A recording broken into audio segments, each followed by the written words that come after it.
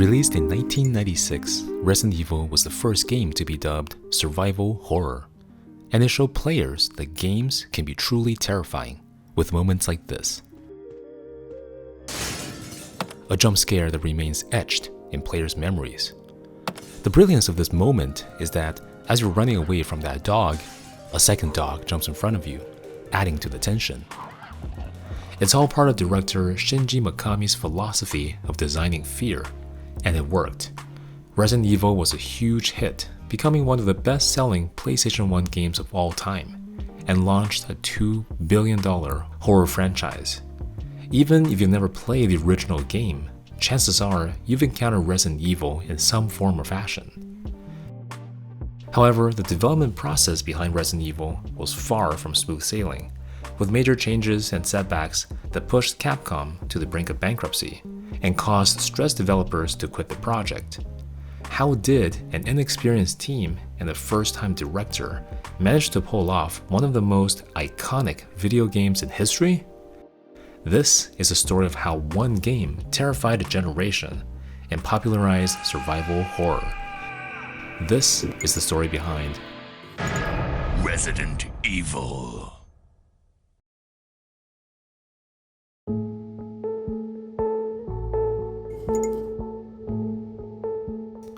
In the summer of 1989, Capcom, or known as Capsule Computers at the time, just secured the rights to make their first horror game.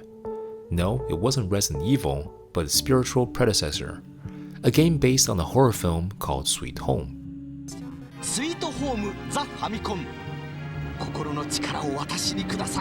A movie that revolves around a small film crew exploring an abandoned mansion that turns out to be haunted. But here's the challenge. How do you instill fear in an 8-bit video game? Unlike movies which rely on visuals and sound to build suspense, creating that same tension in a Famicom game with limited graphics and audio capabilities was no easy feat. To overcome these challenges, Capcom appointed Tokuro Fujiwara to lead the project. Fujiwara had been an integral part of Capcom for the past 6 years. In his tenure, he had created iconic arcade games and made a name for himself at the company. Ironically, Fujiwara had no particular interest in video games growing up and got into the gaming industry by chance when he mistakenly applied and landed the position at Konami, not realizing it's a video game company. After a year at Konami designing acrylic boards for arcade machines, Fujiwara joined Capcom in 1983. He worked on many iconic classic Capcom games such as Commando and Ghosts and Goblins that propelled the company to prominence. However, his most influential work will be Sweet Home, a game often regarded as the first survival horror and the source of inspiration for Resident Evil.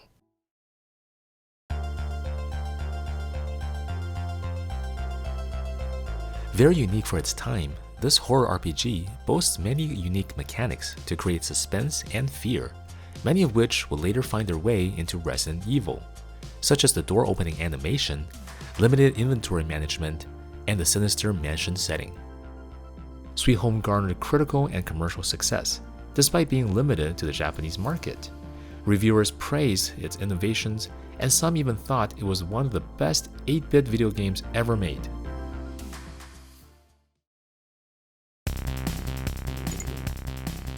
A few years later, the gaming market has dramatically changed. With the Super Famicom, or known as the Super Nintendo in the West, offering far superior graphics and sound capabilities than its 8-bit predecessor. Fujiwara thought it was the perfect time to remake Sweet Home. However, Capcom no longer held the rights to the license, which meant he will have to create a new IP, and that IP will eventually become Resident Evil. By this point, Fujiwara had transitioned to a producer role at Capcom and decided to appoint his protege, Shinji Mikami, to direct the spiritual remake of Sweet Home.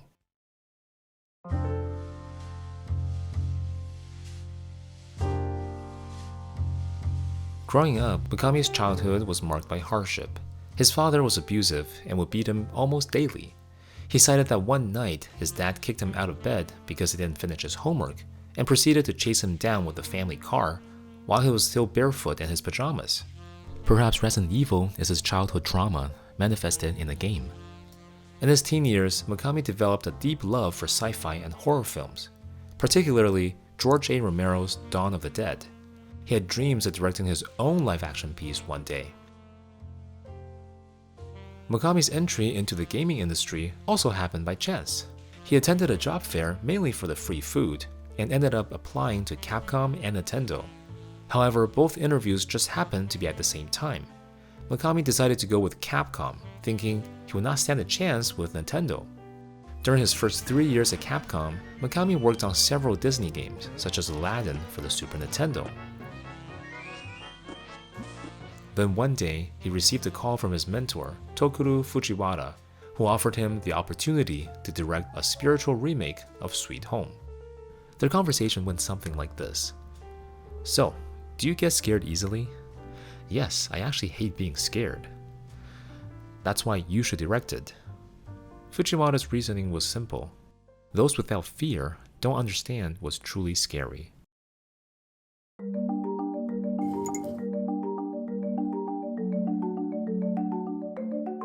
Mikami spent the first 6 months planning the game alone, designing characters and writing nearly 40 pages of script. Similar to Sweet Home, Resident Evil initially revolved around supernatural elements. However, Mikami decided that tangible monsters, specifically zombies, would be scarier than spirits or ghosts. Inspired by the horror films he admired, he made the shift to use zombies instead. Unsatisfied with the vague origin of zombies in an Italian film called Zombie with an I, Mikami sought to provide a concrete explanation for their existence. Thus, he created the Umbrella Corporation and the T-Virus as the catalyst behind the zombie outbreak.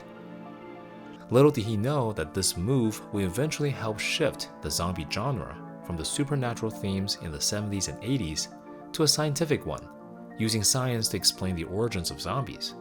And the decades of zombie films and TV shows that came out after Resident Evil all followed the same formula. Once the vision for the game became more clear, Mikami began assembling a team and officially kicked off the production of Resident Evil. However, this is when it became an arduous journey, plagued with challenges.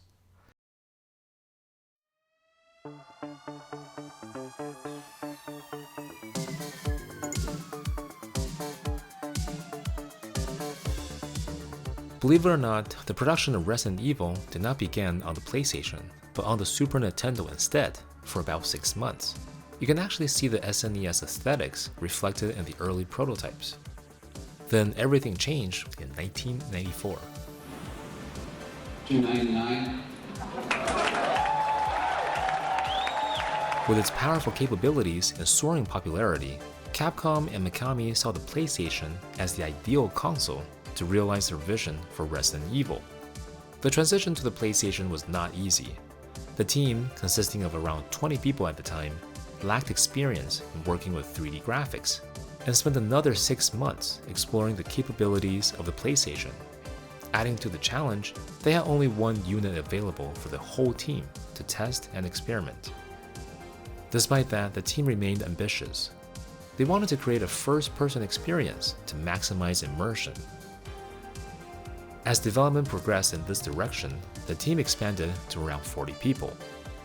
But here's the catch. The PlayStation hardware had a measly 2 MB of RAM to store all the graphical assets and textures needed to render 3D in real time. This constraint led to compromises in graphical fidelity. Mikami and Fujiwara were unsatisfied with the early prototypes in the first-person perspective, finding that the zombies lacked details and didn't look scary enough. In addition, they thought the puzzles were challenging to design from that viewpoint. And so it was back to the drawing board. Mikami contemplated shifting to a third-person perspective as a potential solution, but was concerned with how it would impact immersion. After playing Alone in the Dark, a French PC horror game featuring fixed camera angles, Mikami became convinced that this was the way to go. The fixed camera angles created a cinematic feel that actually added to the immersion. He did notice that Alone in the Dark's backgrounds were not rendered in high quality and were excessively bright, making the game less scary. To ensure he doesn't make the same mistake, Mikami made a deliberate effort to achieve a desired atmospheric look. He took inspirations from The Shining as he thought the design of the Overlook Hotel had an eerie and sickening look to it. Shifting to a third-person perspective with pre-rendered backgrounds freed up processing power and enabled characters and enemies to be rendered in higher detail, making zombies look more convincing. However, this change also posed a new challenge. With the camera constantly shifting perspectives, traditional movement controls became awkward, as walking forward might require pressing any of the directional buttons depending on the camera angle. The team experimented with different approaches, but ultimately decided to adopt the infamous tank controls. While initially frustrating for some players, the tank controls allowed forward movement with the same up button despite camera angle changes, and proved to be the best option under the circumstances.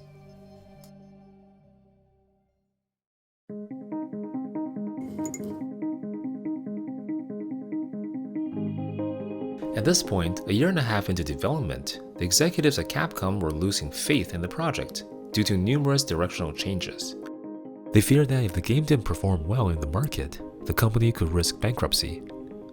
The team was initially given a timeline of 18 months to produce a working demo, but they blew past that. The general consensus at the time was that the game was doomed to fail. The stress caused many developers to drop out.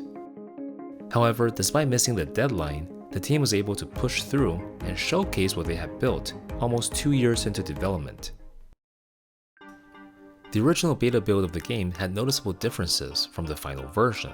Chris was the only character available in the character selection screen. There was no inventory screen, so players had to cycle through weapons in real time. Hunters, which appeared later in the final game, appeared much earlier on in the prototype. And all zombies wore white jackets to indicate that they were scientists. Some rooms had different camera angles, suggesting that they were fully modeled in 3D rather than just 2D drawings. Although lacking polish, the Capcom executives must have been impressed and extended funding for the rest of development, including the live-action opening intro. Chris Redfield.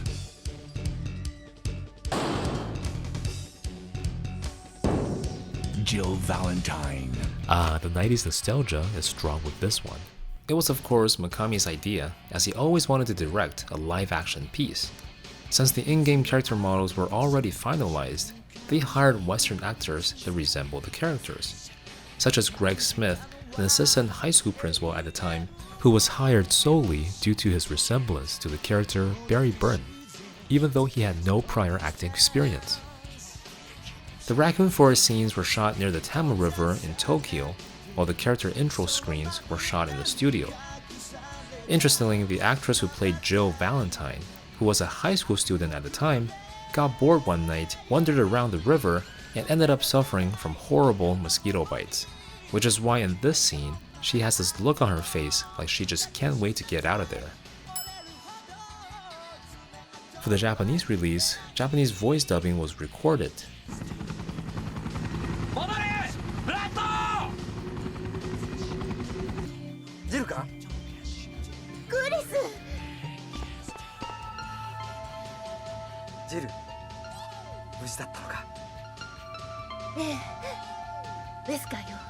But Mikami felt that the performances weren't strong enough and decided to use the English version in the final release, not realizing how bad the English voice acting was, since the team didn't speak English themselves, which is why the game has some of the worst voice acting in video game history. Stop it! Don't open that door! But Chris is... What is it? Maybe it's Chris.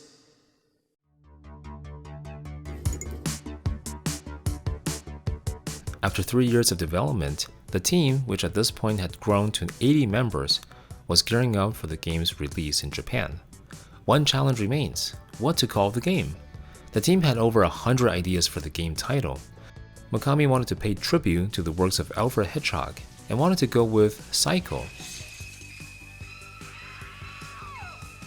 But one of the staff members came up with Biohazard, which seemed most fitting to the story. Both Fujiwara and Mikami expected the game to sell around 200,000 copies, thinking it would only appeal to a niche audience. Then everything changed on March 22, 1996. Biohazard became an instant hit, selling over 1 million copies in Japan in 1996 alone, massively exceeding the team's expectations. When it came to the Western release of the game, Capcom America's Director of Communications, Chris Kramer, noticed a major problem. The name Biohazard would be impossible to trademark, being already used by other PC games at the time, and by a New York-based heavy metal band. To solve this problem, Capcom held a company-wide contest to come up with a new name. After sifting through an extensive list of entries, the marketing group eventually decided on Resident Evil, as they thought it cleverly described the setting of the game. And so the name was changed to Resident Evil for the Western release, while the series still remains to be called Biohazard in Japan. Although sales in North America were initially slow, positive word of mouth quickly spread, and the game eventually took off. In the US, it sold over 1 million copies in 1996 alone, and at the end of the sales cycle, it sold more than 5 million copies worldwide. Reviewers raved Resident Evil despite the laughable dialogue, which by the way won the award for the worst game dialogue ever in the Guinness World Records.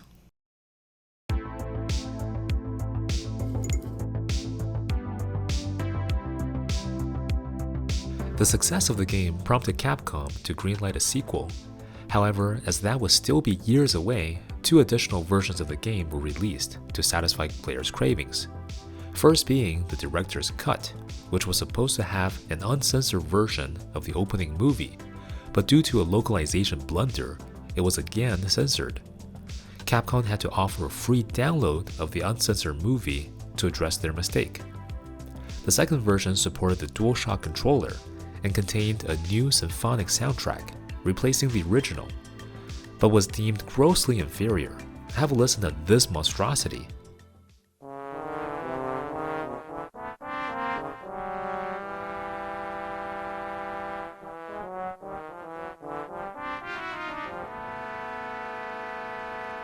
There were also ports of the game to the Sega Saturn, Windows PC, and even an attempt for the Game Boy Color, but was later cancelled due to poor quality. You can see why from this leaked prototype of the game. Eventually, Resident Evil had a plethora of sequels and spin-offs, and has branched out to other media such as comic books, novels, live action, and animated movies, making it one of the most successful horror franchises ever. And it all started with the 1996 original. So, what makes this game so good? Every aspect of Resident Evil's gameplay intricately weaves together to elicit fear in the player. The fixed camera angles, providing a wide yet limited view of the environment, are designed to create tension. They often conceal blind spots, such as corners that remain hidden from sight. In cramped rooms and hallways, the camera zooms in on the character's face, forcing players to move forward to gain visibility. Sound, often an underrated element, plays a pivotal role in establishing the atmosphere of the Spencer Mansion. Enemies generate distinct noises. Zombies emit faint groans as they shamble. Dogs' paws softly pat against the ground, and hunters screech like primates with each step. Resident Evil meticulously recorded over a minute of various zombie groans, each lasting only a few seconds, since their background presence is such a crucial part of making the camera angles work. Shinji Mikami's underlying philosophy is this: when the monster is visible, it loses some of its initial fear factor. However, hearing a monster's presence, knowing it lurks somewhere nearby, while being challenged to navigate without clear sightlines, amplifies anticipation and fear. This emphasis on discomfort is a pervasive theme in Resident Evil. This can also be felt during combat, as the player never knows the exact number of shots required to defeat each zombie. Similarly, precise health values for the player are not disclosed, only indicated through color-coded ranges. This lack of certainty adds to the suspense, as players remain unsure of their proximity to death.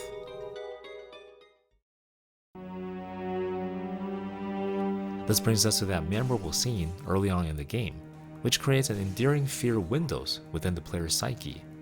Although this specific encounter is not replicated, the lingering uncertainty it generates persists throughout the rest of the game. All these gameplay systems work together to provide a sense of realism and evokes an uncomfortable atmosphere that transcends mere gunplay, with the mansion becoming the true soul of the game. Looking back over 2 decades of progress, the technical accomplishments of Resident Evil may be underappreciated. The pre-rendered backdrops, though outdated by today's standards, retain their beauty and distinctive style. However, the game's true success lies in its ability to construct an immersive environment from these backdrops. A labyrinthian rat run designed for exploration, revisitation, and replayability. Resident Evil understands that horror extends beyond the mere presence of monsters and encompasses the ever-present threat they pose. It also recognizes that players are active participants in the experience.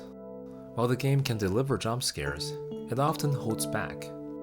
After all, why puncture the atmosphere when players do such a good job of scaring themselves?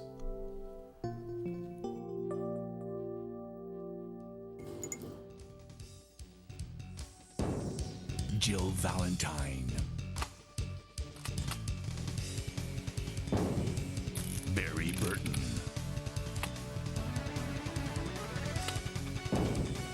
Rebecca Chambers,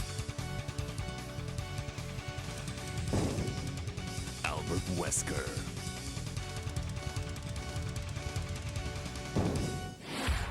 Resident Evil.